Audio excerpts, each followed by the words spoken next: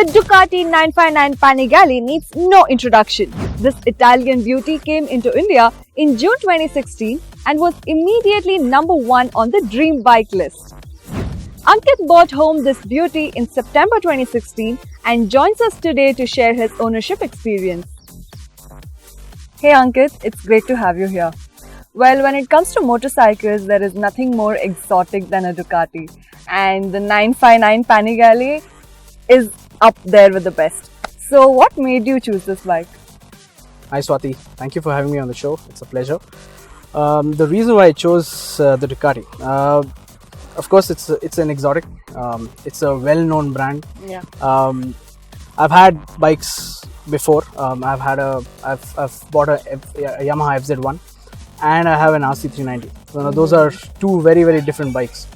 When I was in the market to pick up a bike, I was looking at a super sport because it's ultimately a child's dream. You want to own something which is racier, classier, which is very elegant to look at.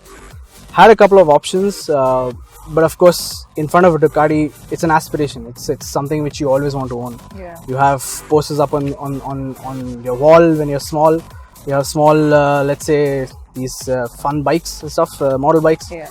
And you always want to, make that a reality, and that's why I went in for the Ducati.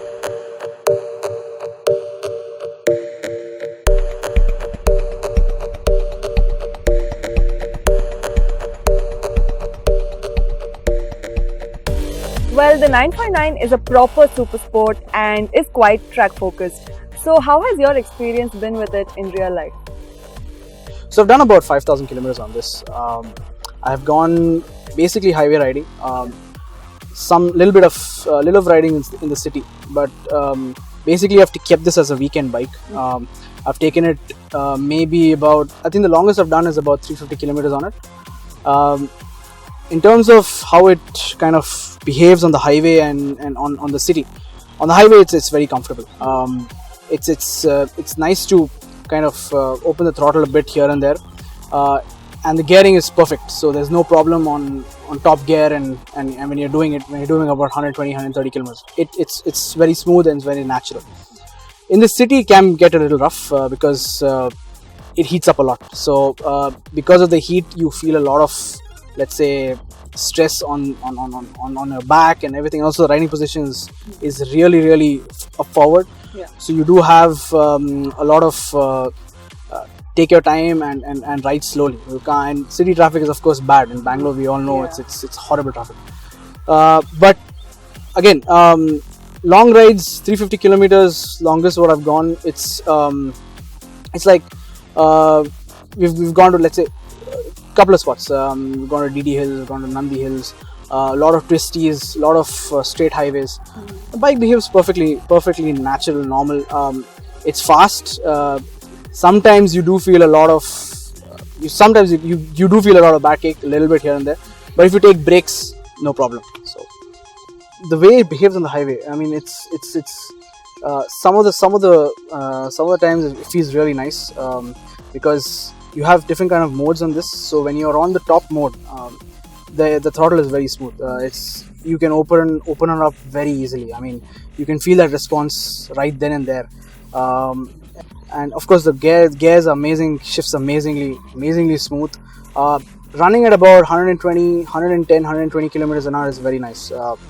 Apart from, let's say, the position, otherwise the bike behaves perfectly fine. There's no vibes at all. There's no, let's say, stress on the handlebars. The wind is nicely kind of taken care of because of the fairing. Also the way the bike behaves on the highway, as soon as you need that power, it's all there. You just have to crack open the throttle. Of course you have to figure out the gears because you can't be on 6th gear since it's a twin cylinder. You can't be on the 6th gear and try to pull out because the clutch just doesn't take it. So you have to kind of shift down to a lower gear, but the response is amazing. I mean, it just picks up. There's no lag or anything like that. All the power is there. The way the bike behaves, let's say the engine, it makes all its power after 7,000 RPM. So it's exactly like some of the Japanese bikes out there. There's a lot of torque till about 7,000, but the bike just comes alive after 7. So that's something which is amazing. I mean, you have to own it to experience that. I mean, you can't take a test ride bike and go out there and go all out. You have to kind of live with it and then figure out those things. Yeah. So coming to the efficiency, on the highways, it's I run about 120 to 140 km per hour. At that speed, the bike kind of returns about anywhere between 17 to 19 km per liter. Once you open the throttle, it obviously goes down. But sometimes when you maintain good speed, 6th gear for a proper distance, I've seen 21 km per liter also. Okay. In the city, of course, it's very low. It comes down immediately. I've seen 12, 13 is normal if you're riding about anywhere between 45 minutes to about an hour in traffic. And for longer ones, if you're stuck in bumper to bumper traffic, it comes down to 11, 10, 11 also.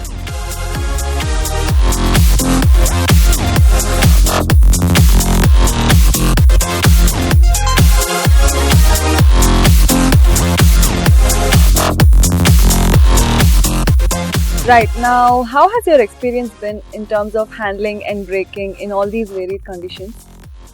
So you've asked some of the best bits about the bike. Coming to the handling, so the handling is super nimble. It's light. It's about 194 kgs if I'm right, and the way it behaves is very different from other bikes. You don't feel the weight at all when you're riding the bike. On highways, it's rock solid, super stable. You have some really good equipment on the bike. You have a steering damper, which kind of helps you, manage all those potholes. Let's say whatever rough conditions you can find on the highways, on the Indian highways. Coming on the twisties, I think the twisties, the way the bike it wants to get into the corner. So when you're taking the bend, you can feel that it wants to be pushed even harder. I mean, you know that okay, you can actually lean a bit more. You can push it through the corners a bit more. Ultimately, it depends on the limit of the rider. So I am basically I don't want to push it to that limit. So I can't say a lot about it. But yes, I mean, in the corners, it's where it's completely at home. It feels very, very nimble to ride. I mean, it moves very, very sharply. So left and right transitions are very fast.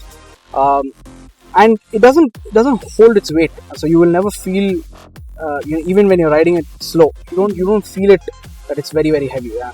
It tends to be like, okay, it actually would probably behave like a normal, like an RC390 or something like that. I mean, you do feel that light on it. Coming to the brakes, I think that's one of the best factors on this bike, because we've got the Brembo M40. It doesn't come with the M50s, but the M40s are pretty good. The bite is amazing. I think you can actually, so it's basically one finger push, that's it. So you have to just use one finger to stop in any kind of conditions. Okay. The ABS is great. It's not so intrusive, so you don't have to, you don't worry about it so much. But yeah, I've had a couple of, let's say, close calls, and it's always intervened. So it's always having my back, let's say. So coming to the electronics, the bike's got all the bells and whistles. It's got traction control, it's got engine brake control, it's got an ABS, it's got a quick shifter. So the traction control, talking about traction control, it's got 8 levels of traction control. Okay. So 1 being the lowest intervention, so it's not going to bother you so much. Whereas 8 it's completely there for you. So if you have any slips or anything like that, it'll take care of it. Engine brake control is, of course, is how much of when you cut the throttle is how much you're rolling off. Okay. So it has 3 levels of that. Single is, of course, very less intervention. Third is the highest. ABS, again, 3 levels. I think I usually ride ABS at around 1 and 2, so that it's not so intrusive. 3 is very intrusive. You can feel that. So if you're braking it, if someone stops in front of you, very quickly, you can see the light flashing straight away. So even if you touch it. Quick shifter is amazing. I think it's one of the best quick shifters on any of the bikes here. It's very seamless. It shifts as low as 4000 RPM, which is very low, and for such a heavy clutch, it's a big thing what the manufacturer has done in this. Okay. Then there is also riding modes. Now there are 3 riding modes. Each has 3 levels of intervention. So you have a wet mode, which is basically riding in the rain. It has a low level, which is absolutely very less power. It's like it's as good as about 50 bhp maybe. I mean, that's not the figure, but that's how less it is. It's got, again, wet mode, it's got low, medium, high. Then sports mode is better. It's meant for the, let's say, the highway, maybe for the city also. Sports low is, let's say, you can use it in the city. Sports low and mid. High is, of course, good for the highways. And then there's the race. The race makes the bike come alive. I mean, you can see the difference. The transition is so quick and so good. So when you're riding in the wet, the bike doesn't respond so much. It's basically, you feel like it's really restricted. That's also, it's a good point, because if you're riding in the rain, you don't want to be slipping all over the place. On the sports, you can see a big difference, stark difference actually. A lot more power. The engine revs a little bit more happily, let's say, I would call it. And the race mode is, of course, it's all out. It's usually meant only for the track, but I have tried it a couple of times on the highway, and it's amazing. I mean, the bike, everything stiffens up. The engine is like, it's basically, it's like as if a lock is opened or some restrictions is taken off, and it just revs all across. So I mean, it hits the rev limiter very, very soon, so which is a good thing.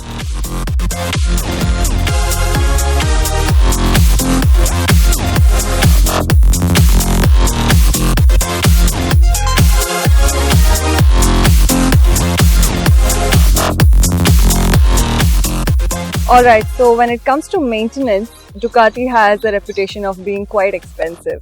So what are the running and service costs of the 959, and are you happy with the service provided by the company?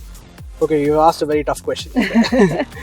Service, being a Ducati, is expensive. Yes, yeah. It's expensive if you run it, let's say, every day. It will be.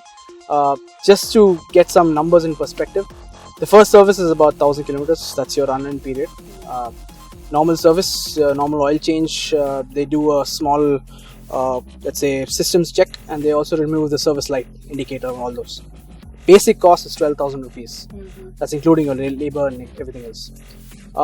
The next service, the second service, is at 12,000 kilometers, which is a good distance. For me, I'm okay with it, because for me to cover that distance is going to take a while, because this is just a weekend bike for me. Oh, okay. So that's okay, but for the people who run it every day, it will turn out to be quite expensive. So the second service is about 15,000 rupees, give or take 1,000 maybe. The third service is the most important, of course, the most expensive. It's the valve check, the Desmo valve check service, which comes at 24,000 kilometers, and that's close to 50,000 rupees. Just to check, yes, it's pretty expensive, yes. But again, 24,000 kilometers, you will probably do it in about a couple of years. And if you amortize that value, you're not going to, I mean, you're looking at about 1,000 rupees a month, maybe, that way. So it doesn't come out to be so much. But yeah, the initial shock is a lot. Yes. Service-wise, I think the guys here are doing a great job. They have all the experience here. So any issues with the bike, the service guys know it then and there. You have all the backing of Ducati. Of course, they have their electronics, they have their computers, and they have their normal processes, checks and everything. So whatever you're paying, rest assured you're going to get that kind of value when you go for a service. Any add-ons and everything, they're all willing to do it. There's no problem at all. So if you're having let's say an aftermarket part you want to put on the bike, they'll of course charge you for that, but they will put it, no problem.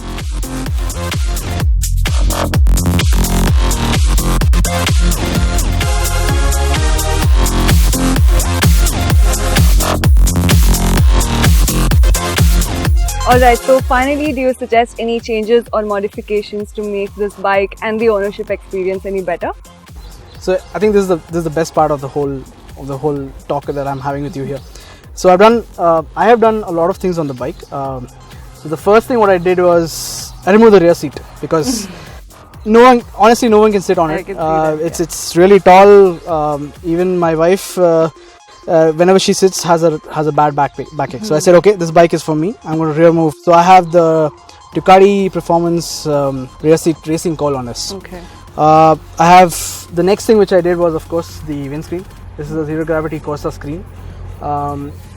Good benefits. It looks good. First is, of course, and it's also got good wind protection. It kind of smoothens the flow of the air in front of you, which is good. The next, I think the biggest change, which I also want to recommend to all the owners who are going to basically going to own this bike is, of course, remove the big shotgun exhaust which was there. So I've got a US spec underbelly exhaust from a 1299 Panigale on this, and there's some good benefits to it. The shotgun barrel, the shotgun exhaust is about almost 11 kgs, and this one is about 5.5 kgs. So you have a good weight saving there. Few things you need, minor things you have to do. Let's say the servo has to be, and it's the servo eliminator. You have to cut off the servo completely, which is okay, which is manageable. So the benefits are the bike's lighter, it feels good, so you're not carrying so much of weight on the right hand side because of those two big, and it reduces heat a bit, maybe about 2 or 3 degrees, slightly noticeable in city, and highway it's quite noticeable. And then of course it also sounds good because it sounds much louder than the double barrel, because that's Euro 4 compliant, and this is now you're taking a step back, but you're adding a lot more benefits on it. So that's a must have. The other one is, of course, the seat. This is a Ducati Performance Comfort seat. It's very much recommended because the normal seat, the OEM seat, is very thin, and because the bike heats up so much that you really feel it over here. So this is really good on long highways. It's very comfortable. You don't feel the heat at all, and it increases your height a bit, but it doesn't stress you out, so you don't have so much of let's say effort on the wrists, so it kind of nullifies the effect. Couple more, there are some carbon bits which are going to come on. So if people are looking to reduce the heat of the bike, there are a couple of things which I can suggest. So you need to get tank grips. The frame can be a different one, the frame over here, which can be carbon fiber basically. Again, expensive part, but it has helped reduce heat by a lot. You can change, also you can have a clutch cover. Frame side is of course recommended, and of course the radiator guard. So that's what I've also changed. So radiator guard is also because you have a lot of pebbles and stones coming in, and radiators are very expensive on the bike. So yeah, that's recommended. Alright Ankit, thank you for your feedback on the 959, and it was great having you here. Thanks a lot, Swati. It was amazing to be here. Of course, it's a pleasure doing this kind of review, and also sharing my experiences with all the new owners and also the pre-owners, let's say. Thank you so much.